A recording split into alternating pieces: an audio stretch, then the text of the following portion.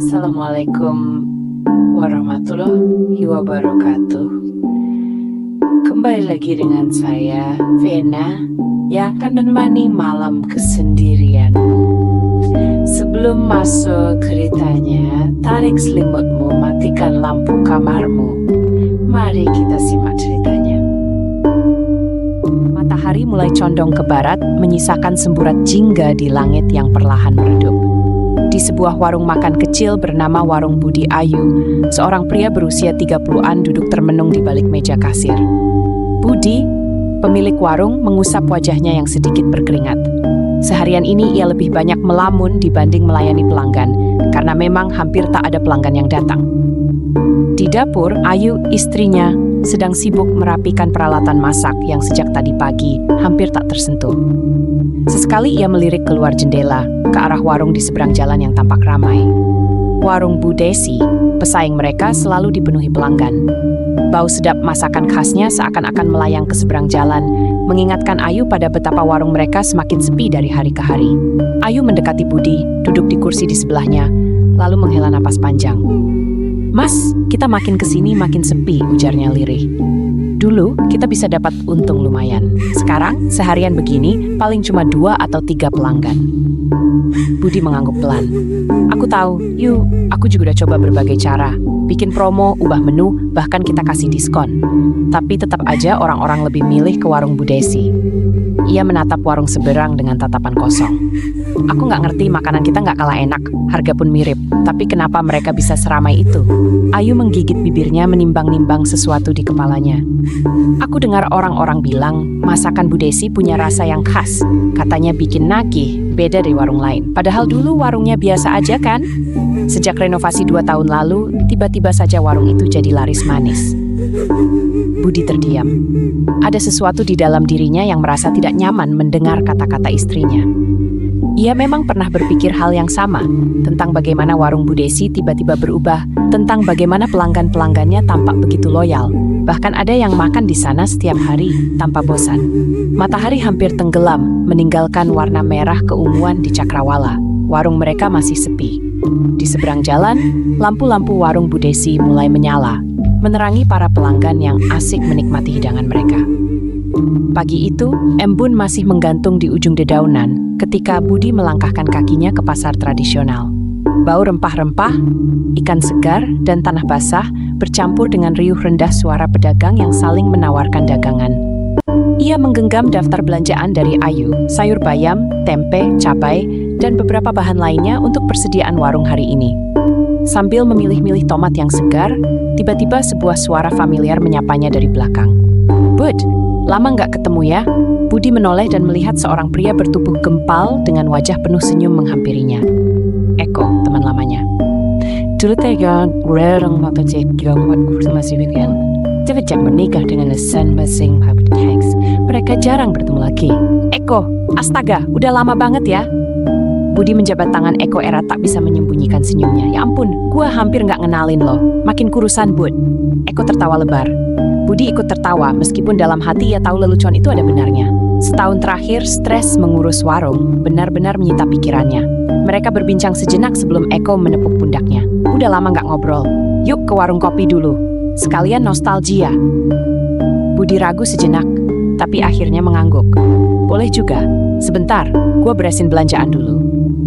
Mereka berjalan ke sebuah warung kopi kecil di sudut pasar. Tempat itu sederhana, hanya terdiri dari beberapa kursi panjang dan meja kayu dengan bekas cangkir yang mengering. Aroma kopi hitam kental menyeruak di udara, bercampur dengan suara radio tua yang mengalunkan lagu lawas. Eko memesan 2 cangkir kopi, lalu menyalakan sebatang rokok. Setelah beberapa teguk dan obrolan ringan, topik serius pun mulai muncul. "Bud, lo kenapa? Kelihatan murung," tanya Eko sambil meniup asap rokoknya. Budi menghela napas panjang. "Warung gue makin sepi kok. Udah 3 tahun gue dan Ayu ngelola, tapi makin kesini makin sulit. Seberang jalan ada warung Bu Desi, makin hari makin rame. Gue udah coba segala cara, tapi tetap aja orang-orang lebih milih ke sana." Eko mendengarkan dengan seksama, sesekali mengangguk pelan. Ia menyeruput kopinya sebelum berbicara dengan suara yang lebih pelan. Lo mau gue kasih saran, Bud? Budi mengangkat alis. Saran apaan? Eko menoleh ke kanan dan kiri memastikan tak ada yang mendengar. Ia mendekatkan wajahnya sedikit ke arah Budi. Pesugihan. Budi mengernyit. Apaan kok? Eko tersenyum tipis lalu mencondongkan tubuhnya. Lo pernah dengar soal pesugihan kan? Cara buat usaha lo maju pesat dalam waktu singkat. Gue sendiri udah buktiin. Budi menatap Eko penuh skeptis. Serius lo? Eko mengangguk, lalu mengisyaratkan Budi untuk melihat ke arah ujung jalan. Lihat mobil putih itu? Katanya, menunjuk sebuah mobil mewah merek Pajero Sport yang terparkir gagah di bawah pohon. Itu hasil dari usaha gue setelah pakai pesugihan dalam waktu setahun aja. Gokil gak tuh? Budi menelan ludah. Mobil itu bukan main mahalnya. Eko yang dulu hanya pegawai biasa, kini bisa punya kendaraan seperti itu? Gue dulu kayak lo, Bud. Usaha sepi, duit pas-pasan. Gue desperate butuh jalan keluar.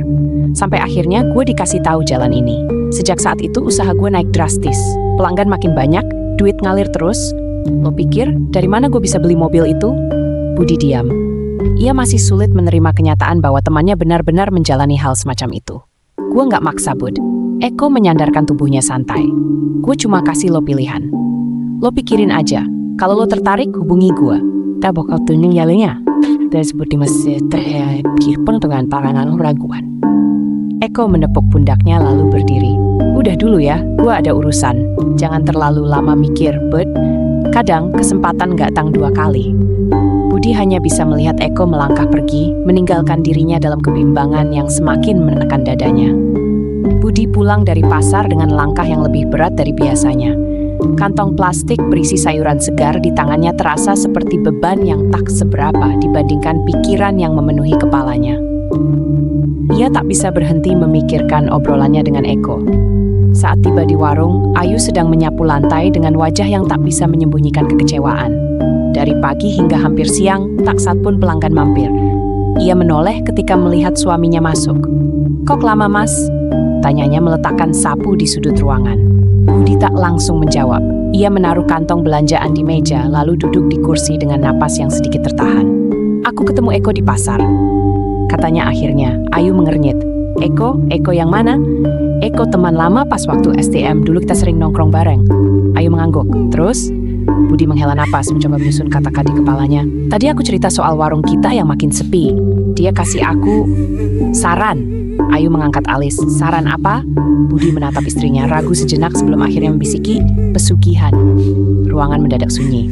Ayu terdiam, matanya berkedip beberapa kali, seolah memastikan bahwa ia tak salah dengar. Apa sih, Mas? Jangan aneh-aneh lah. Takut Suaranya hampir berbisik. Pesugihan, ulang Budi pelan mencoba membaca ekspresi istrinya. Eko bilang dia pakai pesugihan buat usahanya, dan hasilnya luar biasa. Dia bahkan punya mobil besar dari hasil usahanya sekarang. Ayu menelan ludah. Mas, ini bukan hal yang main-main. Budi menggeser kursinya semakin mendekat. Aku tahu, Yu. Aku juga skeptis tadi. Tapi lihat warung kita sekarang, sepi, nggak ada pelanggan. Udah 3 tahun kita usaha, tapi makin kesini makin sulit. Kita sudah coba semua cara, tapi tetap nggak ada perubahan. Ayu menggigit bibirnya. Tapi Mas, pesugihan itu, Ayu, potong Budi dengan suara yang lebih dalam. Kita butuh perubahan, kita nggak bisa terus-terusan begini. Aku nggak mau lihat kamu capek tiap hari. Masak, tapi nggak ada yang beli. Aku nggak mau lihat kamu begadang ngitung pemasukan yang nggak seberapa. Aku cuma pengen warung kita ramai lagi, kayak dulu. Eko, dia belum genap 2 tahun, sudah punya mobil mewah. Ayu menghela napas panjang, menatap suaminya dengan kebingungan. Jelas ada ketakutan di matanya.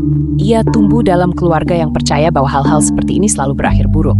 Tapi di sisi lain, ia juga tahu betapa sulitnya hidup mereka sekarang. Kamu yakin nggak berbahaya? Tanya Ayu akhirnya, suaranya bergetar. Budi meraih tangan istrinya, menggenggamnya erat. Aku nggak tahu, Yu, tapi Eko bilang kita bisa mempertimbangkan dulu. Kalau kita mau, dia bakal tunjukin jalan. Henning kembali mengisi ruangan. Ayu menunduk, pikirannya bercabang. Sesuatu dalam dirinya berkata untuk menolak, tapi di sisi lain, keputusasaan mereka kian nyata. Setelah beberapa saat, Ayu mengangkat wajahnya. Kalau kita putuskan untuk ikut, kita bakal mulai kapan? Budi mengeratkan genggamannya. Nanti malam, aku mau ke rumah Eko. Tutup dulu warungnya hari ini ya. Ayu menatap suaminya lama sebelum akhirnya mengangguk pelan. Budi mengetik pesan di HP-nya untuk mengabari Eko kalau nanti malam ke rumah Eko. Malam itu, Budi mengendarai motor tuanya menyusuri jalanan yang mulai lengang. Angin malam yang dingin menusuk kulitnya, sementara suara knalpot motornya menggema di antara rumah-rumah yang mulai tertutup rapat. Pikirannya terus berputar, antara penasaran, takut, dan harapan yang samar-samar. Apakah ini keputusan yang benar? Atau justru keputusan yang akan membawa mereka ke dalam masalah yang lebih besar? Setelah beberapa belas menit berkendara, Budi akhirnya sampai di depan rumah Eko. Matanya langsung melebar. Rumah itu besar, bahkan lebih besar dari yang ia bayangkan. Cat putihnya terlihat bersih dan mewah, dengan pilar-pilar besar di depan yang mengingatkannya pada rumah orang-orang kaya di televisi.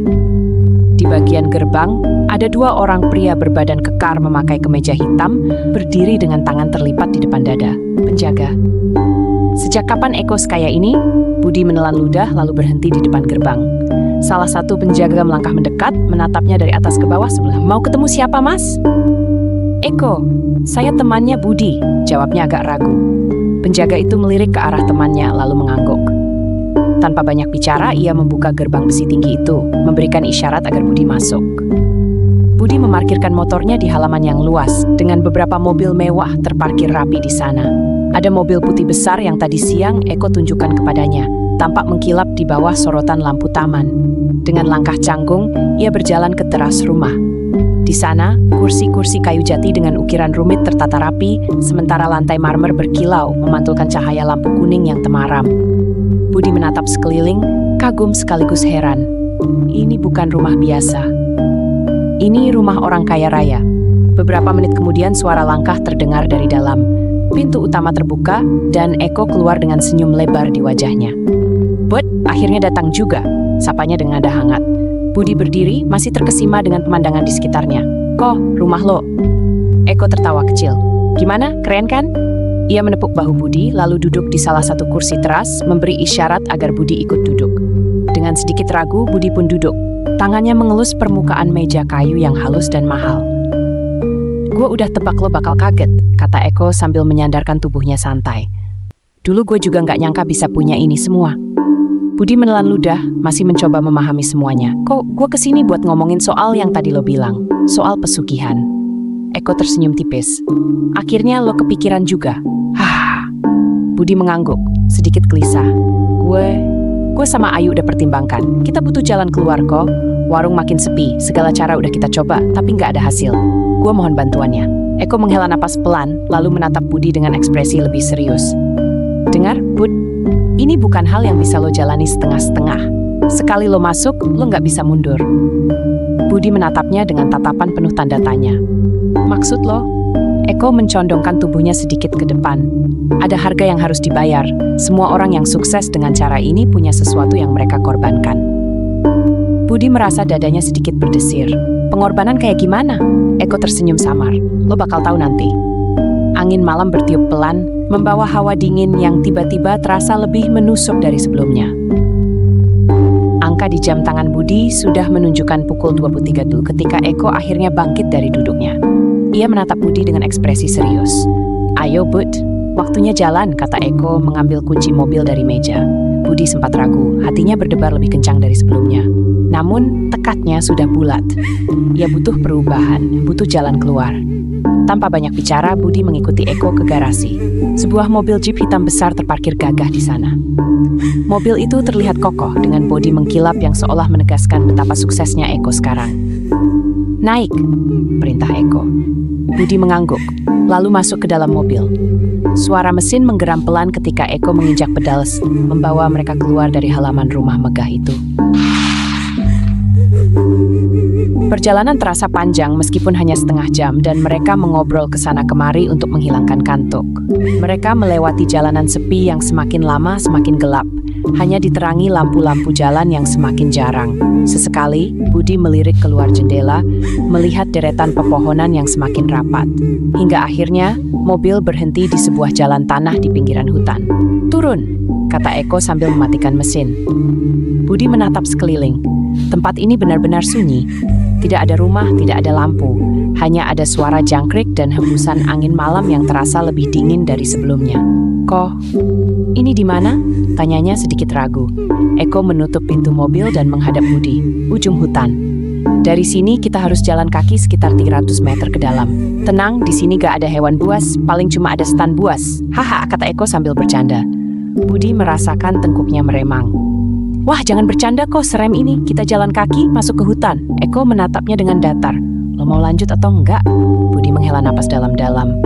Ada sesuatu dalam hatinya yang berkata bahwa ini bukan ide yang bagus, tapi ia sudah sejauh ini. Lanjut kok, jawabnya akhirnya. Mereka mulai melangkah masuk. Semakin mereka berjalan masuk, semakin sunyi suasana di sekitar mereka. Langkah kaki terdengar jelas di atas tanah yang lembab di antara dedaunan kering yang berserakan. Udara di dalam hutan terasa lebih dingin, seolah-olah ada sesuatu yang mengawasi dari balik pepohonan. Budi berulang kali menoleh ke belakang, memastikan bahwa mereka tidak sedang diikuti. "Kok lo yakin ini aman?" tanyanya akhirnya, berusaha menenangkan diri. Eko tersenyum tipis. "Santai aja, Bud. Gue udah sering kesini. Lo cuma perlu ikut dan dengarkan apa yang harus dilakukan." Budi mengangguk, meskipun perasaan tidak enaknya semakin kuat. Setelah beberapa menit berjalan, mereka akhirnya sampai di sebuah tempat yang terasa berbeda dari bagian hutan lainnya. Di depan mereka ada sebuah sumber mata air yang cukup besar. Airnya jernih, tetapi permukaannya terasa begitu tenang. Terlalu tenang. Tidak ada riak sedikit pun, meskipun angin malam berhembus cukup kencang. Di samping sumber air itu, sebuah batu besar berdiri kokoh, terlihat seperti telah berada di sana selama ratusan tahun. Tak jauh dari batu itu, sebuah pohon beringin besar menjulang tinggi, akar-akarnya menjalar ke segala arah, mencengkeram tanah seperti tangan raksasa. Budi menelan ludah. Tempat ini terasa berbeda. Bulu kuduknya berdiri saat ia merasakan hawa dingin yang bukan berasal dari udara malam. Eko melangkah maju, lalu menoleh ke belakang. Kita sampai. Budi hanya bisa berdiri terpaku, menatap tempat itu dengan perasaan campur aduk antara penasaran dan ketakutan. Budi duduk di pinggir sumber air seperti yang diperintahkan Eko. Udara di sekitarnya terasa semakin dingin, bahkan lebih dingin dari sebelumnya. Hutan yang tadinya penuh suara serangga malam kini mendadak sunyi. Hanya ada suara aliran air yang tenang dan sekali gemerisik dedaunan tertiup angin.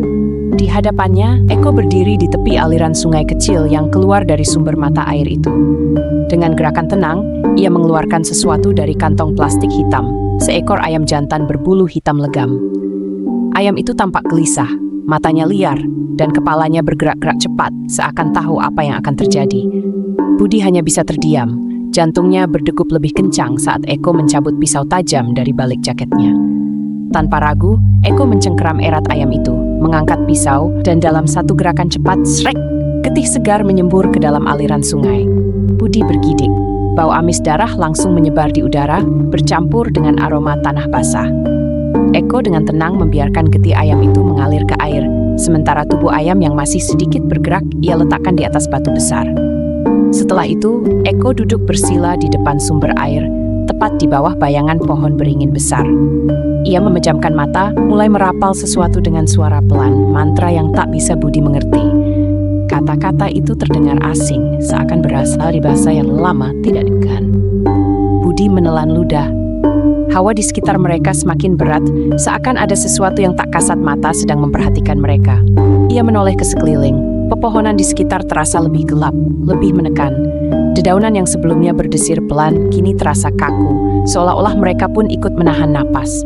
Tak bisa lagi menahan rasa penasaran dan cemasnya, Budi berdiri dan melangkah mendekati Eko.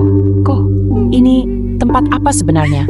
Suaranya bergetar pelan. Eko membuka matanya perlahan, menatap Budi dengan ekspresi datar namun dalam. "Ini namanya Sendang Loka Banyu," ucapnya lirih.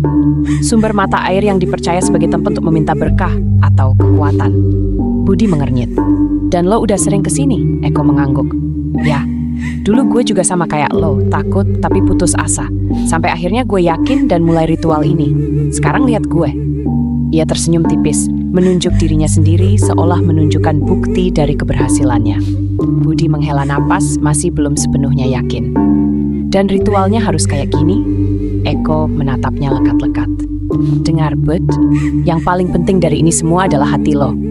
Kalau lo ragu sedikit aja, kalau lo takut atau goyah, maka semuanya bisa berbalik ke lo. Lo harus yakin dan tahan godaan." Budi merasakan tengkuknya meremang mendengar kata godaan. "Godaan apa maksudnya?" tanyanya hati-hati. Eko tersenyum samar.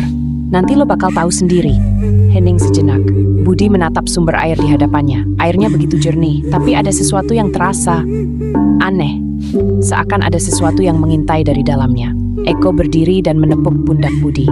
Sekarang waktunya lo masuk ke dalam air. Lo harus berendam di sana, merasakan energinya dan meresapi semuanya. Budi menelan ludah. Ia melirik air dingin itu lalu kembali menatap Eko. Gua harus berendam? Tanyanya memastikan. Eko mengangguk. Iya, lepasin baju lo, masuk ke air, lalu pejamkan mata. Jangan pikirkan hal lain, fokus. Budi kembali menatap sumber air itu. Sebagian dari dirinya ingin mundur, ingin kembali ke rumah dan melupakan semua ini. Tapi kalau ia mundur sekarang, ia akan tetap berada di titik yang sama. Ia akan tetap melihat warungnya sepi, tetap melihat Ayu cemas setiap malam karena pemasukan yang tidak seberapa. Dengan napas berat, Budi mulai melepas pakaiannya. Udara malam yang dingin menusuk kulitnya, membuat tubuhnya sedikit menggigil. Eko hanya mengawasinya, tidak berkata apa-apa. Budi melangkah mendekati air, merasakan tanah basah di bawah kakinya. Ia mencelupkan satu kakinya, dan spontan tubuhnya mending. Airnya dingin, terlalu dingin. Ia menahan napas, lalu perlahan masuk lebih dalam hingga air mencapai dadanya. Dingin itu seperti menelusup ke tulang-tulangnya, membuatnya sedikit gemetar. Eko ikut masuk ke dalam air, berdiri di sampingnya, tutup mata. Hening. Suara hutan terasa semakin sunyi, air di sekelilingnya terasa semakin dingin. Budi mencoba menenangkan pikirannya, mencoba mengikuti apa yang dikatakan Eko. Tapi di dalam keheningan itu, ia mulai merasakan sesuatu. Ada sesuatu yang bergerak di dalam air. Entah itu hanya imajinasinya atau sesuatu yang lain. Jantungnya mulai berdegup lebih cepat. Lalu di balik kelopak matanya yang tertutup, ia mendengar suara. Sebuah bisikan. Pelan, halus, tapi bukan suara Eko. Dan bukan suara manusia. Dalam kegelapan yang pekat, suara itu terdengar, lembut, merdu, begitu halus hingga hampir seperti bisikan angin di telinga Budi. Budi, bulu kuduknya meremang, ada sesuatu yang tidak beres, ia tahu itu. Tapi tubuhnya terasa begitu lemas, begitu nyaman seakan suara itu memiliki kekuatan untuk menenangkannya. Lalu sesuatu menyentuh tubuhnya, jemari, dingin, halus, lembut seperti tangan seorang perempuan. Jari-jari itu bergerak perlahan, menyusuri lengannya yang terendam air, seolah-olah ingin menggenggamnya, ingin menariknya lebih dalam ke dalam sumber air. Budi ingin membuka mata, ingin bergerak, tapi tubuhnya terasa berat, seakan ada sesuatu yang menahannya di tempat. Suara itu kembali terdengar, lebih dekat kali ini. Budi, tetaplah di sini. Jantungnya berdegup semakin cepat, tiba-tiba bangun. Suara Eko menggema, menggelegar seperti guntur di telinga Budi. Seketika tubuhnya tersentak, seolah keluar dari sebuah mimpi buruk. Matanya terbuka lebar, napasnya terengah-engah. Di depannya Eko berdiri di dalam air, menatapnya tajam. Sudah selesai, kata Eko, suaranya tegas namun tetap tenang. Budi mengerjap, napasnya masih berat, tubuhnya menggigil. Ia menatap sekeliling, mereka masih di dalam sumber mata air, tapi sesuatu terasa berbeda. Udara di sekeliling terasa lebih berat, lebih sunyi. Ia merasakan sesuatu di genggamannya. Perlahan ia membuka telapak tangannya. Di sana, berkilauan dalam cahaya rembulan, ada sebuah batu permata berwarna hijau menyala. Cahaya samar-samar berpendar dari dalamnya, seperti napas sesuatu yang hidup. Eko tersenyum tipis. Itu hasilnya, katanya pelan. Itu tanda bahwa penghuni di sini mengizinkan lo. Bawa pulang batu itu, gunakan sebagai jimat. Lo udah diterima. Budi masih menatap batu di tangannya dengan ekspresi bingung. Batu itu terasa hangat di kulitnya, seakan memancarkan energi yang tidak bisa dijelaskan. Lalu, ia mengingat sesuatu, suara itu, sentuhan itu. Ia menelan ludah. Sekarang ia paham apa yang dimaksud dengan godaan. Ia mengangkat kepala, menatap Eko dengan pandangan penuh pertanyaan. Eko hanya tersenyum kecil. Sekarang lo ngerti kan? Budi terdiam sejenak, lalu perlahan mengangguk. Eko menghela napas lega. Bagus. Sekarang kita keluar dari sini. Mereka berdua perlahan keluar dari air. Tubuh Budi masih terasa dingin, tapi dalam narit sependesain. Seperasaan overall, itu kira dalam kebingungan. Budi mengenakan kembali pakaiannya yang sedikit basah, lalu menggenggam erat batu hijau itu sebelum memasukkannya ke dalam saku celana. Tanpa banyak bicara, mereka mulai berjalan kembali ke arah mobil, meninggalkan sendang loka banyu di belakang mereka. Tapi sebelum benar-benar keluar dari tempat itu, Budi merasa sesuatu. Seolah ada yang mengawasinya, seolah ada yang menunggunya kembali. Jarum jam menunjukkan pukul 03 pagi ketika Budi mengetuk pintu rumahnya. Udara dini hari masih menusuk kulit, embun mulai menempel di daun-daun di halaman depan. Tak lama, suara langkah kaki terdengar dari dalam rumah diikuti suara kunci diputar. Pintu terbuka, dan di baliknya berdiri Ayu dengan wajah setengah mengantuk, sedikit kesal. "Mas, kemana aja kamu? Lama banget pulangnya," tegurnya dengan suara lirih, berusaha tidak membangunkan tetangga. Budi tersenyum lebar, wajahnya masih dipenuhi semangat. "Maaf Yu, aku habis pergi sama Eko. Aku berhasil Yu, aku dapat ini." Ia menarik tangan Ayu dan menunjukkan batu permata hijau menyala yang tadi edatkan dari sendang loka banyu. Ayu mengerutkan kening, menatap batu itu dengan ragu. "Ini apa?" Budi menatapnya dengan penuh antusias. "Ini tanda kalau aku diterima Yu, ini jimat kita. Eko bilang mulai sekarang usaha kita bakal naik drastis. Warung kita nggak bakal sepi lagi." Ayu masih kebingungan, matanya bergantian menatap suaminya dan batu hijau di genggamannya. Ia tidak bisa menyangkal bahwa batu itu terlihat berbeda, terlalu bercahaya untuk sebuah permata biasa. "Tapi, beneran bisa membantu?" tanyanya pelan, masih belum sepenuhnya percaya. Budi menggenggam tangan istrinya erat. "Percaya aja Yu, ini kesempatan kita. Aku yakin mulai hari ini semuanya bakal berubah." Ayu terdiam sejenak, melihat wajah suaminya yang penuh keyakinan. Meski hatinya masih ragu, ia memilih untuk diam dan mengangguk pelan. Budi menghela napas lega. "Sekarang ayo kita bersiap, kita buka warung seperti biasa." Ayu menatap jam dinding, hampir subuh. Ia sebenarnya masih ingin tidur, tapi melihat suaminya begitu bersemangat, ia akhirnya mengalah. Tanpa banyak bicara, mereka menuju dapur dan mulai memasak. Aroma bawang putih yang ditumis mulai memenuhi ruangan, bercampur dengan wangi rempah-rempah. Ayu memotong-motong cabai, sementara Budi menyiapkan bahan lainnya. Panci besar di atas kompor mulai mendidih, menciptakan suara gemericik yang berpadu dengan bunyi dentingan pisau di talenan. Pukul 9 pagi, Budi dan Ayu sudah tiba di warung mereka. Sinar matahari mulai menghangatkan suasana, menyinari meja-meja kayu sederhana yang mereka tata di dalam warung. Jalanan depan warung masih lengang, hanya beberapa kendaraan sesekali melintas. Dengan cekatan, Ayu mulai menata makanan di etalas kaca. Ayam goreng yang masih panas, tempe dan tahu yang baru diangkat dari penggorengan, aneka lauk seperti sambal goreng ati, oseng-oseng buncis, dan sayur lodeh yang aromanya begitu menggoda. Semuanya ditata dengan rapi, lebih rapi dari biasanya, seolah mereka sedang bersiap menyambut sesuatu yang besar. Budi berdiri di belakang meja kasir, memegang batu permata hijau itu. Ia menatapnya sebentar, membiarkan cahaya pagi memantulkan warna hijau menyala dari dalam permata tersebut. Dalam hatinya, ia penuh harapan. Dengan hati-hati, ia membungkus batu itu dengan kain putih bersih, melipatnya rapi, lalu meletakkannya di selorok laci kecil di bawah meja kasir. "Semoga hari ini membawa keberuntungan," batinnya. Tak berselang lama, pintu warung berbunyi, menandakan ada pelanggan yang masuk. Seorang wanita paruh baya, mengenakan kebaya sederhana dengan tas tangan berwarna coklat, melangkah masuk dengan senyum ramah. Wajahnya bersih, ekspresinya tenang. Ayu segera menyambut. "Silakan Bu, mau makan apa?" tanyanya dengan sopan. Wanita itu tersenyum. "Saya tidak makan di sini, Nak. Saya ingin pesan nasi kotak, bisa?" Ayu sedikit terkejut. "Oh bisa Bu, untuk berapa porsi?" Wanita itu mengangkat satu jari lalu tersenyum. 200 dus untuk besok siang." Jantung Ayu hampir berhenti sejenak. Tak pernah sekalipun mereka mendapat pesanan sebanyak ini. Biasanya hanya beberapa bungkus saja untuk acara kecil. Budi yang mendengar itu langsung mendekat. Tanpa berpikir panjang, ia langsung mengangguk. "Bisa Bu, bisa, kami siapin semuanya." Wanita itu tersenyum puas. "Bagus, saya bayar sekarang ya." Ia membuka tas tangannya, lalu mengeluarkan segepok uang tunai. Dengan tenang, ia menyerahkan uang itu kepada Budi. Budi menelan ludah. Ini terlalu mudah, tapi ia menepis keraguannya, lalu menerima uang tersebut dengan kedua tangan. "Terima kasih, Bu. Besok siang bisa diambil di sini atau mau kami antar?" tanyanya.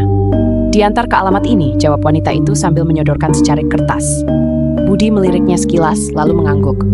Wanita itu tersenyum sekali lagi, lalu melangkah keluar dari warung tanpa banyak bicara. Begitu pintu tertutup, Ayu langsung menoleh ke arah Budi, matanya berbinar. "Mas, kita beneran dapat pesanan besar?" Budi menatap uang di tangannya. Hatinya berdebar. Ia merasa seperti baru saja mendapatkan sesuatu yang mustahil. Dan entah kenapa, ia teringat pada batu permata yang ia simpan di laci. Belum sempat ia berpikir lebih jauh, pintu warung kembali berbunyi. Beberapa orang masuk, satu persatu. Ada seorang lelaki kantoran yang memesan nasi rames, Ada ibu muda dengan anak kecil yang duduk dan memesan sop ayam. Ada seorang mahasiswa yang membeli lauk untuk dibawa pulang. Warung mereka yang biasanya sepi kini mulai ramai. Scan, dan 2 bulan telah berlalu sejak malam itu, sejak Budi menerima batu hijau dari Sendang Lokabanyu. Dan sejak hari itu, kehidupannya berubah drastis. Warung makan yang dulu sepi, kini selalu ramai oleh pelanggan. Setiap hari meja-meja di warungnya penuh, pelanggan datang silih berganti. Bahkan di jam-jam tertentu, antrean mengular hingga keluar pintu. Budi dan Ayu kewalahan.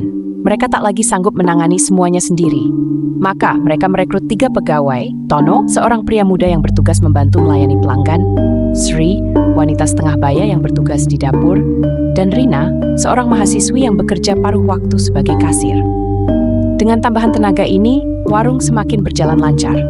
Setiap pagi, aroma masakan yang menggugah selera memenuhi ruangan, suara spatula beradu dengan wajan, dan tawa pelanggan yang menikmati makanan mereka menjadi pemandangan sehari-hari. Tak hanya itu, pesanan dalam jumlah besar terus berdatangan. Nasi kotak, catering acara, bahkan ada perusahaan yang mulai berlangganan dengan mereka. Semuanya terasa begitu mudah, begitu lancar, seolah keberuntungan itu tidak ada habisnya. Suatu malam, Budi duduk di meja kasir, menghitung uang hasil penjualan hari itu. Tangannya bergerak cepat, menghitung lembar demi lembar uang yang terus bertambah jumlahnya. Di bawah meja, tersembunyi di dalam laci kecil, batu hijau itu masih ada. Selalu ada. Setiap kali Budi melihatnya, ada perasaan aneh yang merayap di dadanya. Kadang ia bertanya-tanya, apakah semua ini benar-benar hasil kerja kerasnya? Atau ada sesuatu yang lain, sesuatu yang tidak kasat mata yang sedang bekerja di balik kesuksesannya? Ia menepis pikiran itu. Yang penting, warungnya maju. Dan sekarang ia punya rencana besar. Ia menoleh ke arah Ayu yang sedang mengecek stok bahan makanan. "Yu," panggilnya. Ayu menoleh, matanya sedikit lelah, tapi ada sinar kebanggaan di dalamnya. "Kenapa, Mas?" Budi tersenyum. "Aku kepikiran buat nyewa ruko sebelah, biar warung kita lebih luas." Ayu terdiam sejenak. Itu bukan ide yang buruk. Dengan semakin banyaknya pelanggan, mereka memang butuh tempat yang lebih luas agar tidak sesak. Tapi ada sesuatu yang membuatnya ragu. "Mas yakin?" tanyanya pelan. "Emang uangnya cukup?" Budi tertawa kecil, lalu menunjuk tumpukan uang di depannya. "Lihat ini, Yu. Kita nggak pernah kekurangan." Ayu ikut tersenyum, meski hatinya sedikit bergetar. Entah kenapa, kadang ia merasa ada sesuatu yang tidak benar. Namun, ia tidak ingin merusak kebahagiaan ini. Jadi, ia hanya mengangguk. "Kalau Mas yakin, aku ikut." Budi tersenyum puas. Dalam hati ia tahu, ini baru permulaan. Kesuksesan yang lebih besar menanti di depan. 3 bulan berlalu. Kini warung makan Budi bukan lagi warung kecil yang dulu sering sepi. Setelah menyewa ruko sebelah, warungnya menjadi lebih luas, lebih sabat. Budi sendiri kini terlihat jauh berbeda. Pakaiannya lebih rapi, lebih berkelas. Ia tidak lagi mengendarai motor tua. Sebagai simbol kesuksesannya, ia membeli sebuah mobil hitam besar, persis seperti milik Eko. Ayu pun ikut merasakan perubahan ini. Ia tak lagi khawatir soal keuangan. Budi membelikannya perhiasan, gelang emas melingkar di tangannya, dan kalung berlian kecil menggantung di lehernya. Wajahnya berbinar saat melihat perhiasan-perhiasan itu di depan cermin. Warung semakin maju, pegawai pun bertambah. Kini, mereka memiliki 7 karyawan. Semuanya bekerja dengan ritme yang semakin cepat dan teratur. Budi menikmati hidupnya. Hingga suatu siang, sesuatu terjadi. Matahari sedang terik. Waktu menunjukkan pukul 12.30 siang. Warung tak begitu ramai seperti biasanya. Beberapa pelanggan masih duduk menikmati makanan mereka, sementara pegawai sibuk merapikan dapur dan meja kasir. Budi sedang duduk di belakang mengecek catatan pemasukan. Sejak pagi, ia merasa sedikit gelisah, entah mengapa.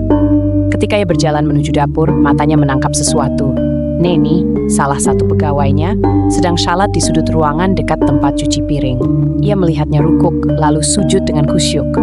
Budi mengerutkan kening. Setelah selesai shalat, Neni mengangkat tangannya untuk berdoa. Bibirnya bergerak perlahan seperti merapal doa panjang. Saat itulah perasaan aneh menyusup ke dalam diri Budi. Ia merasa risih, marah, entah kenapa. Tanpa berpikir panjang, ia menghampiri Neni dan menghardiknya dengan nada keras. "Neni, udah, jangan lama-lama, kerjaan masih banyak." Neni terkejut, buru-buru menurunkan tangannya. Ia menoleh ke arah Budi dengan wajah bingung. "Tapi Pak, warung lagi nggak terlalu ramai," jawabnya pelan, suaranya sedikit gemetar. Budi Budi mendengus. Kalau mau shalat lama-lama, di rumah aja. Di sini tempat kerja, bukan tempat ibadah. Suasana di dapur mendadak hening. Beberapa pegawai yang mendengar itu langsung menundukkan kepala, pura-pura sibuk dengan pekerjaan masing-masing. Wajah Neni memerah, tapi ia hanya mengangguk pelan dan segera kembali bekerja, menahan rasa tak enak dalam hatinya. Budi berbalik dengan kesal, berjalan kembali ke meja kasir. Ia sendiri tidak mengerti kenapa perasaan marah itu muncul begitu saja. Yang ia tahu, ia tidak suka melihat pegawainya berdoa seperti itu. Malam itu, Ayu duduk di tepi tempat tidur, menatap Budi dengan senyum penuh kebahagiaan. "Mas," panggilnya lembut. Budi yang sedang membuka kancing kemejanya menoleh. "Kenapa, Yu?" Ayu menggenggam tangan suaminya erat, mata beningnya berbinar penuh haru. "Aku hamil, Mas." Sejenak, Budi terdiam, perkataannya seolah menggema di telinga Budi. "Hamil? Ayu hamil?" Dalam hitungan detik, wajah Budi berubah sumringah. Senyum lebarnya merekah, lalu tanpa berpikir panjang langsung memeluk Ayu erat. "Alhamdulillah, Yu," serunya penuh kebahagiaan. Akhirnya kita bakal punya anak." Ayu mengangguk, wajahnya berseri-seri. Mereka sudah menantikan kehadiran buah hati selama bertahun-tahun. Kini, setelah usaha mereka berhasil, hadiah paling berharga akhirnya datang. Malam itu, Budi tidur dengan hati yang penuh sukacita. Namun, kebahagiaan itu tidak berlangsung lama. Dalam tidurnya, Budi berdiri di sebuah tempat yang asing.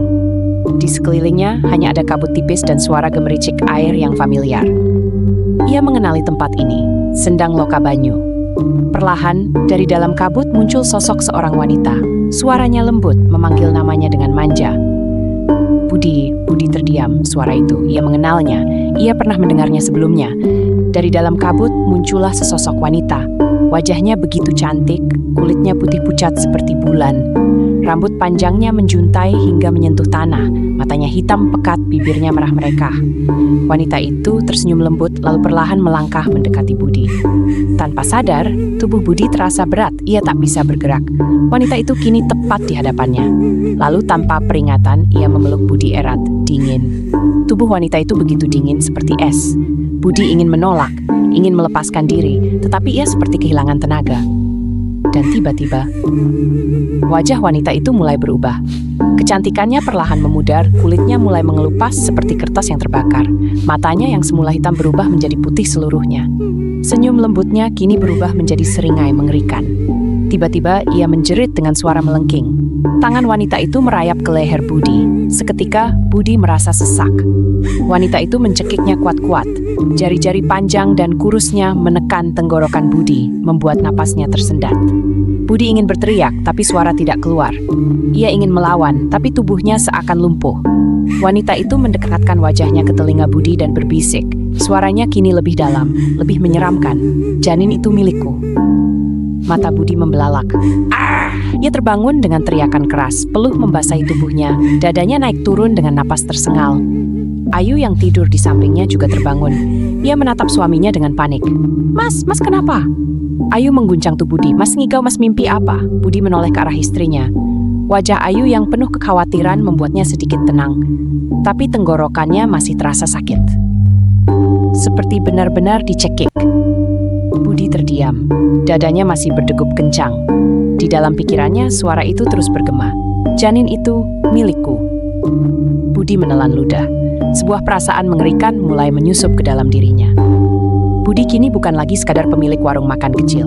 Dalam waktu singkat, ia telah membuka 3 cabang warung makan di berbagai lokasi strategis. Setiap hari, warungnya penuh sesak oleh pelanggan. Dari pagi hingga malam, orang-orang mengantre hanya untuk mencicipi masakannya melesat tajam.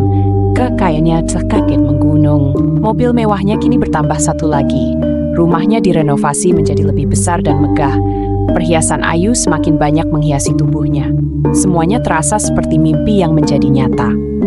Namun, di balik kesuksesan itu, ada sesuatu yang perlahan menggerogoti hidupnya. Ayu dan kehamilannya. Kehamilan Ayu kini memasuki usia 4 bulan. Tapi ada yang berbeda.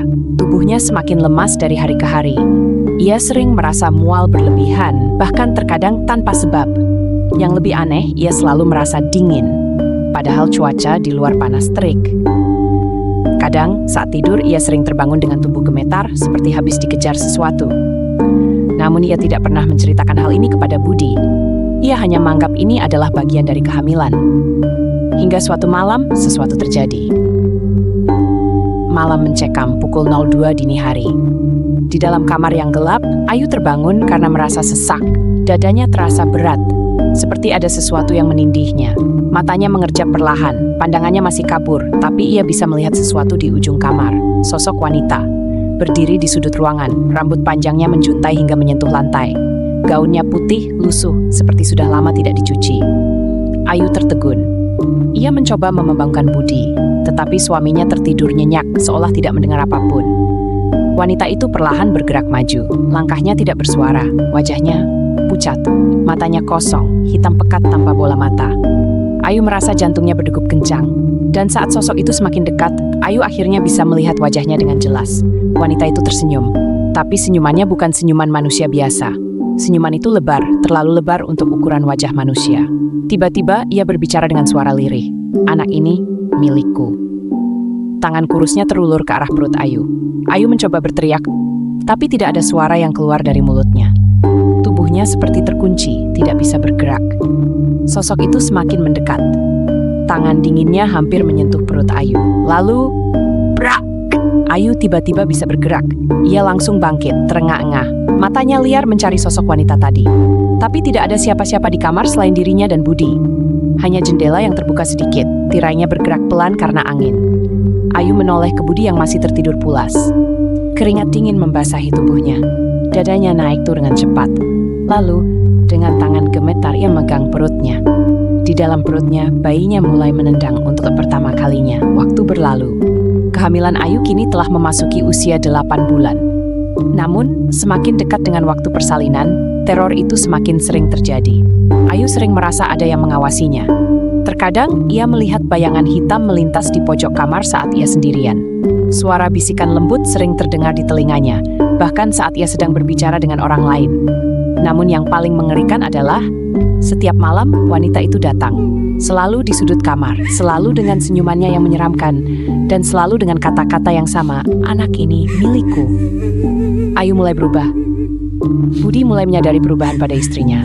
Ayu yang dulu ceria, kini terlihat khawatir dan murung. Ia sering melamun di meja makan, menatap kosong ke arah piringnya tanpa menyentuh makanan. "Yu, kamu kenapa?" tanya Budi suatu malam.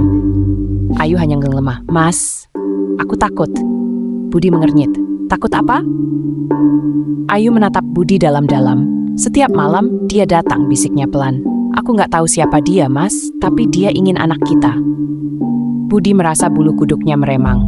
Ia mencoba menenangkan Ayu, meyakinkan bahwa semua itu hanyalah mimpi buruk.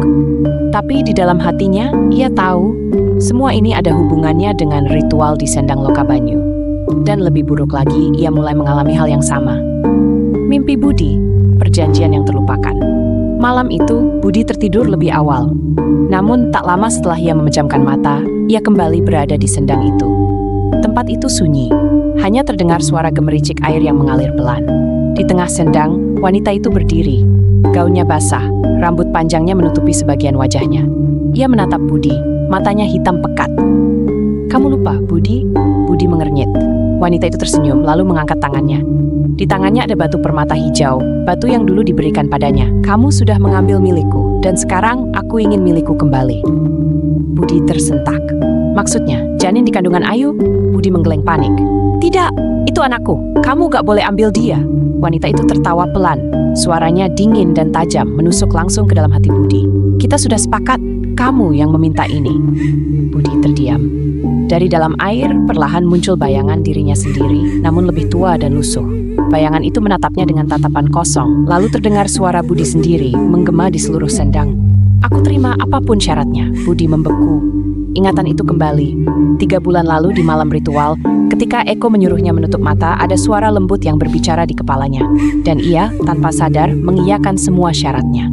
Dan kini, wanita itu menagihnya. Budi terbangun dengan tubuh basah oleh keringat. Ia menggenggam lehernya, merasakan sesak seperti ada yang mencekik tadi. Di sampingnya Ayu juga terbangun. Matanya membelalak, tubuhnya gemetar hebat. "Mas!" Suaranya bergetar. Ada yang barusan pegang perutku." Budi menoleh. Dan saat itu juga ia melihat sesuatu di dinding kamar mereka. Sebuah bekas telapak tangan berwarna hitam legam. menempel di dinding, tepat di atas kepala Ayu. Pukul 10 pagi, warung makan Budi seharusnya sudah ramai seperti biasanya. Namun kali ini, sepi. Tak ada antrean panjang. Tak ada pelanggan yang berdesakan ingin membeli makanan. Hanya ada meja-meja kosong dan suara kipas angin tua yang berputar pelan di sudut ruangan. Di luar, jalanan masih sama ramainya. Warung Bu Desi, warung makan yang dulu menjadi saingannya, justru penuh sesak oleh pembeli. Budi menggertakkan giginya. Kenapa tiba-tiba seperti ini? Padahal sejak mendapatkan batu permata hijau itu, rezekinya melimpah ruah.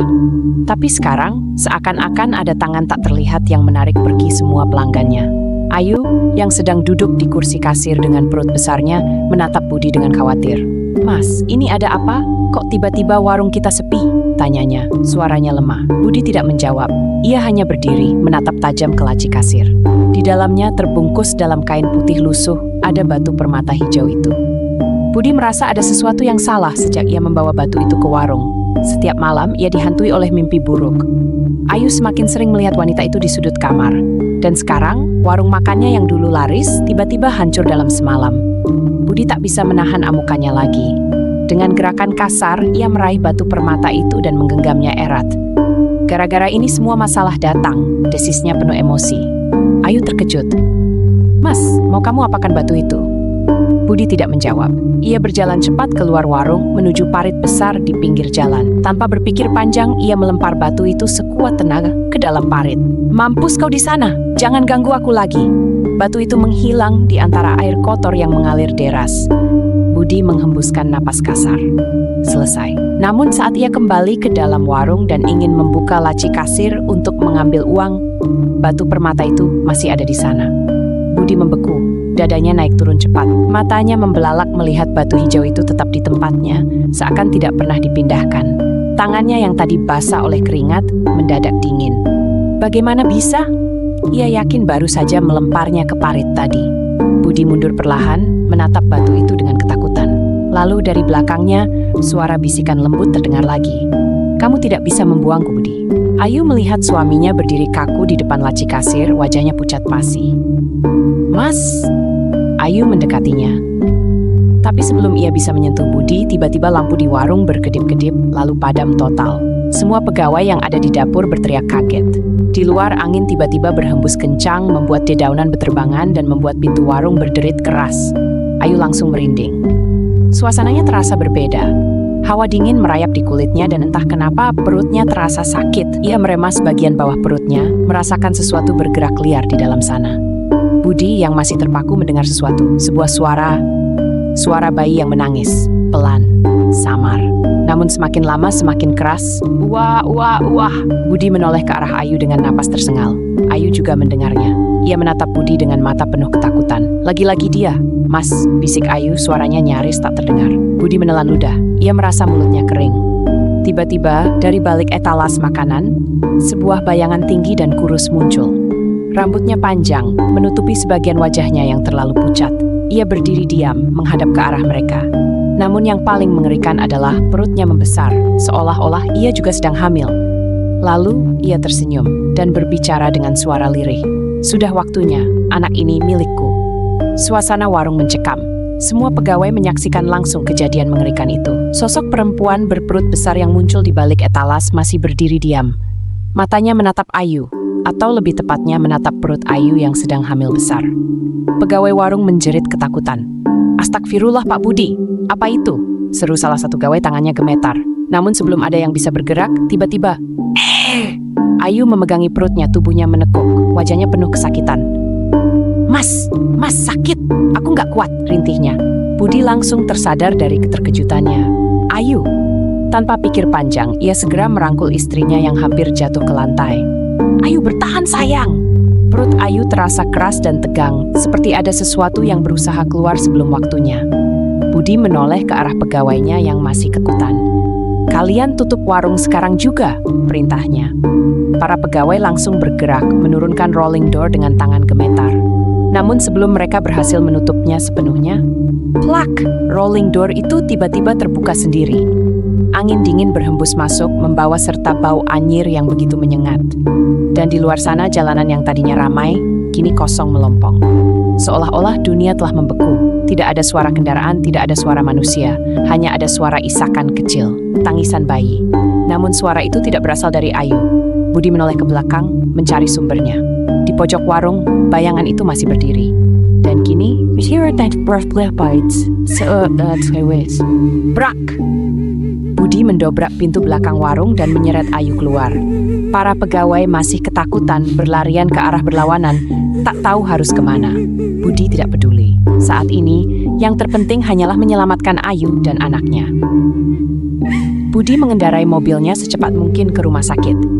Ayu duduk di sampingnya, wajahnya pucat dan basah oleh keringat. Nafasnya tersengal, tangannya mencengkeram kursi dengan kuku membiru. Budi menggenggam kemudi erat, matanya fokus ke jalanan. Namun ada yang aneh, jalanan yang biasanya ramai kendaraan sepi. Lampu jalan berkedip-kedip dan pohon-pohon di pinggir jalan melambai tanpa ada angin.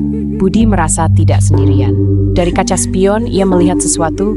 Di kejauhan ada sosok wanita berbaju putih yang berdiri di tengah jalan, tepat di belakang mobil mereka. Semakin lama, sosok itu semakin dekat. Namun, ia tidak berjalan. Ia melayang, dan wajahnya masih tersenyum. Budi menelan ludah. Ia menginjak gas lebih dalam. "Tahan, Ayu, kita hampir sampai." Namun, di sampingnya, Ayu mulai menggigil. Aku dingin, Mas," bisiknya. Tangannya mencengkeram perutnya yang terasa semakin berat. Budi meliriknya, jantungnya mencelos. Kulit Ayu mulai berubah menjadi lebih pucat, seperti kehilangan darah. Budi tahu ia harus segera sampai ke rumah sakit. Setibanya di rumah sakit, Budi berteriak memanggil perawat. Dokter dan suster segera membawa Ayu ke ruang bersalin. Budi ingin ikut masuk, tapi seorang suster menghalanginya. "Pak, mohon tunggu di luar." "Tapi istri saya, kami akan melakukan yang terbaik. Mohon tunggu di luar." Budi menggertakkan giginya. Ia ingin memaksa masuk, tapi sesuatu di dalam dirinya tahu bahwa ini lebih dari sekadar komplikasi kehamilan biasa. Ada sesuatu yang menginginkan anaknya, dan ia tidak tahu bagaimana cara menghentikannya. Budi duduk di kursi tunggu dengan napas memburu. Kedua tangannya menggenggam rambutnya sendiri. Di dalam ruangan, ia bisa mendengar suara Ayu menjerit kesakitan. Tapi yang membuatnya merinding adalah, di sela-sela jeritan Ayu terdengar suara bisikan halus, "Anak ini milikku." Budi harus bertindak sebelum semuanya terlambat. Di dalam ruang bersalin, Ayu terengah-engah, wajahnya basah oleh keringat dan air mata. Nafasnya tersengal, tubuhnya melemah setiap kali kontraksi datang. Tapi sesuatu terasa salah. Di sela-sela kesadarannya, dunia di sekelilingnya seakan berubah. Lampu-lampu rumah sakit meredup, suara dokter dan perawat semakin jauh. Dan tiba-tiba, Ayu tidak lagi berada di ruang bersalin. Ia berdiri di sebuah taman yang luas, dengan pohon beringin raksasa di tengahnya. Udara terasa sejuk, angin berhembus pelan, dan di hadapannya, seorang wanita cantik berbaju kebaya hijau tersenyum padanya. Ayu langsung tahu siapa wanita itu. Sendang selalu menghantui mereka. Jantung Ayu berdegup kencang. Ia berlutut, tangannya menggenggam perutnya yang masih besar, matanya penuh air mata. "Tolong!" Suaranya bergetar. Wanita itu masih tersenyum, matanya bening, seperti menikmati penderitaan Ayu. "Aku mohon, jangan ambil anakku." Suara Ayu penuh kepedihan. Wanita berkebaya itu miringkan kepalanya, seolah berpikir. Lalu ia perlahan mendekat, langkahnya begitu ringan, seakan melayang. "Kau ingin menukar nyawamu dengan anakmu?" Tanyanya lembut. Ayu mengangguk tanpa ragu. "Iya, aku rela. Aku rela, asalkan anakku selamat." Wanita itu terdiam sejenak lalu tersenyum lebih lebar. Tangan halusnya mengelus perut Ayu dengan lembut. Dan tiba-tiba, semuanya menjadi gelap. Nyahun, nyawa yang ditukar. "Ayu bertahan, Bu, Ayu, dorong lagi, sekali lagi." Suara dokter menggelegar, membangunkan Ayu dari mimpinya. Matanya terbuka samar-samar, tubuhnya terasa begitu ringan. Dia melihat cahaya terang di atasnya, suara riuh perawat, dan kemudian tangisan bayi. Ayu tersenyum lemah, anaknya lahir. Perlahan, kepalanya menoleh ke samping, berharap melihat wajah bayi yang selama ini ia nantikan. Namun, tubuhnya mulai dingin. Kelelahan luar biasa menyedot kesadarannya, seperti ada sesuatu yang menghisap nyawanya perlahan-lahan. Ayu tahu, waktunya sudah habis. Ia tidak bisa mendengar suara dokter lagi, tidak bisa merasakan apapun lagi. Dan sebelum matanya tertutup selamanya, di sudut ruangan bersalin, ia melihatnya. Wanita berkebaya hijau itu berdiri di sana sambil tersenyum puas. Lalu semuanya menjadi gelap, kehilangan yang terlambat disadari. Di luar ruang bersalin, Budi gelisah. Waktu terasa berjalan lambat, setiap detik terasa seperti siksaan. Tiba-tiba, pintu ruang bersalin terbuka. Seorang dokter keluar, wajahnya keringatan. Budi bergegas berdiri, wajahnya penuh harap. "Dok, bagaimana keadaan istri dan anak saya?" Dokter itu menatapnya dengan mata penuh belas kasihan. "Pak Budi, anak Anda selamat." Budi merasakan kelegaan yang begitu besar. Tapi, mengapa dokter masih diam? Kenapa wajahnya seperti menahan sesuatu? "Lalu Ayu, Dok, bagaimana Ayu?" tanya Budi, suaranya bergetar. Dokter itu menarik nafas panjang sebelum akhirnya berkata pelan, "Maaf, Pak Budi, istri Anda tidak selamat." Budi terhenyak. Dunia seakan berhenti berputar. Tidak mungkin." Kakinya melemas, tangannya gemetar. Matanya langsung tertuju ke dalam ruangan. Di sana, di atas ranjang bersalin, Ayu terbaring diam. Wajahnya pucat, senyum kecil masih tersungging di bibirnya. Tangannya tidak lagi menggenggam apapun. Jiwanya telah pergi demi menyelamatkan anak mereka. Dan saat itu di kejauhan, Budi mendengar sesuatu. Suara tawa lembut seorang wanita, tawa yang dulu pernah membisikkan godaan di telinganya. Budi menggenggam kepalanya, matanya memerah, dan ia baru menyadari. Setelah urusan administrasi rumah sakit selesai, Budi pulang ke rumah dengan membawa bayi, serta jenazah Ayu dengan didampingi ambulans dari rumah sakit. Di rumah Budi sudah banyak orang termasuk kedua orang tua Budi. Ayahnya langsung menenangkan Budi dan ibunya langsung merawat bayi perempuan Budi. Budi masuk ke kamarnya dan menemukan secarik surat. Budi duduk di tepi ranjangnya. Tangannya gemetar, mencangkram erat secarik kertas yang terasa begitu berat di genggamannya. Tulisan tangan Ayu, lembut, rapi, penuh kasih sayang. "Mas Budi, suami yang aku sayangi." Matanya mulai memanas. Setiap kata dalam surat itu menusuk hatinya seperti pisau tajam. "Sebentar lagi keluarga kita lengkap. Ada buah hati yang lama kita tunggu." Tangisnya pecah. "Apapun akan kulakukan demi anak kita tercinta." Budi mencengkeram rambutnya, menahan jeritan yang tertahan di tenggorokan. Ayu sudah tidak ada. Wanita yang selalu mendampinginya. Wanita yang selalu tersenyum meski usaha mereka pernah nyaris hancur. Wanita yang berkorban nyawa demi anak mereka. Surat di tangannya ternoda air mata yang jatuh satu persatu. "Tolong jaga buah hati kita tercinta." Budi menggigit bibirnya keras. Hatinya bergetar. Tubuhnya terasa kosong. Dari luar kamar, terdengar isak tangis pelan. Di ruang tengah, jenazah Ayu telah dibaringkan di atas kasur putih, ditutupi kain batik. Ibu Budi menggendong bayi kecil yang baru lahir dengan hati-hati, mengusap pipinya yang lembut.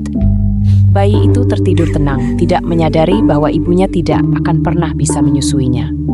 Sementara itu, ayah Budi duduk di dekat jenazah Ayu. Wajahnya tampak jauh lebih tua dari sebelumnya. Ia tidak menangis, hanya diam, menatap jenazah menantunya dengan sorot mata kehilangan. Para tetangga mulai berdatangan, membawa karpet, air wudhu, serta bunga-bunga melati untuk persiapan pemakaman. Suasana begitu sunyi, hanya terdengar suara lantunan doa dan isak tangis yang tertahan. Budi akhirnya keluar dari kamar, matanya bengkak dan merah. Ia melangkah mendekati jenazah Ayu. Tangannya gemetar saat menyentuh ujung kain batik yang menutupi wajah istrinya. Ia menarik napas dalam, lalu dengan perlahan menyingkap kain itu. Wajah Ayu terlihat begitu damai. Seolah tidak ada rasa sakit yang tersisa. Seolah ia memang sudah siap pergi. Budi menunduk, mencium kening istrinya yang dingin. Suaranya nyaris tak terdengar saat ia berbisik. "Maaf Ayu, aku yang menyebabkan semua ini." Matahari baru saja muncul di ufuk timur, tetapi suasana di rumah Budi masih muram. Budi duduk di lantai ruang tengah, memejamkan mata. Pikirannya kacau, tertekan. Di hadapannya duduk sang ayah dengan wajah tegang, sementara ibunya hanya bisa menangis dalam diam. Di pangkuannya, bayi mungilnya yang baru lahir terlelap, tidak tahu bahwa ayahnya sedang dihakimi oleh dosa yang begitu besar. "Astagfirullah, Budi." Suara ayahnya bergetar. "Kenapa kamu melakukan ini?"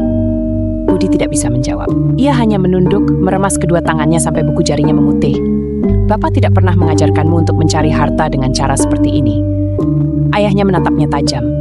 Matanya yang biasanya teduh, kini penuh kekecewaan mendalam. "Kamu tahu berapa besar dosamu? Kamu sadarkan? Kamu sudah menyerahkan sesuatu yang lebih berharga dari harta, nyawa istrimu sendiri." Ucapan itu menusuk jantung Budi. Ia terisak pelan, air mata jatuh tanpa bisa ditahan. "Bapak," suaranya parau, nyaris tak terdengar. "Aku nggak tahu harus gimana. Aku cuma pengen usahaku ramai lagi. Aku cuma pengen Ayu hidup bahagia." Ayahnya mengeraskan rahangnya, menatap anak lelakinya dengan sorot kesedihan yang bercampur amarah. Kalau kau benar-benar ingin membahagiakan Ayu, kau tidak akan menukar hidupnya dengan kekayaan semu ini.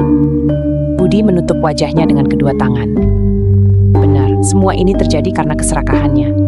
Warungnya yang dulu sepi, usahanya yang nyaris bangkrut, semua itu membuatnya terbujuk oleh jalan pintas.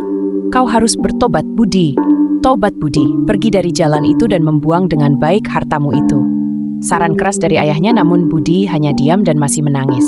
Pagi itu, suasana di warung makan Budi terasa berbeda. Biasanya jam segini sudah ramai pelanggan yang sarapan, menikmati soto atau nasi pecel. Tapi hari ini warung itu sepi. Tak ada bau harum masakan. Tak ada suara pelanggan berceloteh. Hanya ada Budi yang berdiri di tengah warung, memandangi para pegawainya dari semua cabang yang duduk di kursi panjang dengan wajah bingung. Di hadapannya ada Neni, Wawan, Sari, dan banyak pegawai lainnya. Mereka menatap Budi dengan heran. "Mas Budi, kenapa pagi ini warung tutup?" tanya Wawan. Budi menarik napas dalam, berusaha menenangkan pikirannya.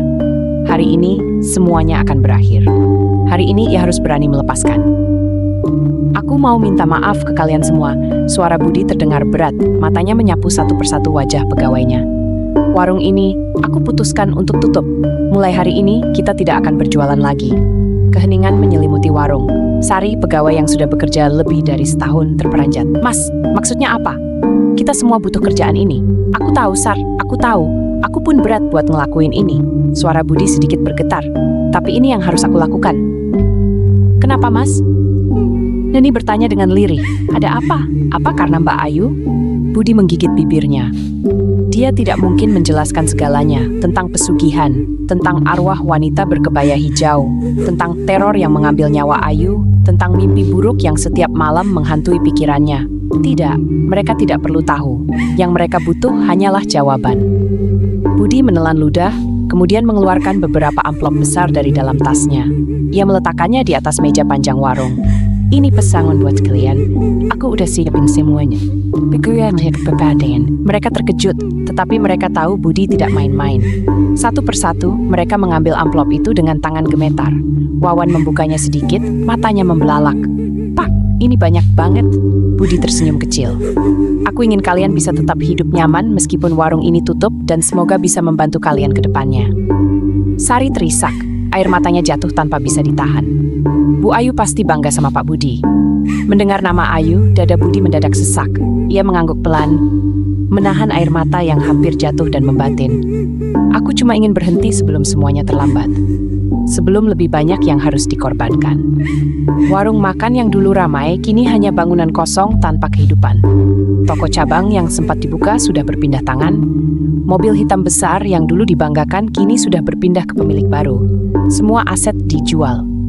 Semua hasilnya didonasikan. Budi tidak menyisakan sepeser pun dari hasil warung yang pernah ia bangun dengan cara haram. Hari ini, ia berdiri di depan sebuah panti asuhan, salah satu dari beberapa yayasan yang ia bantu. Di dalam, anak-anak kecil berlarian dengan wajah ceria, tertawa tanpa beban.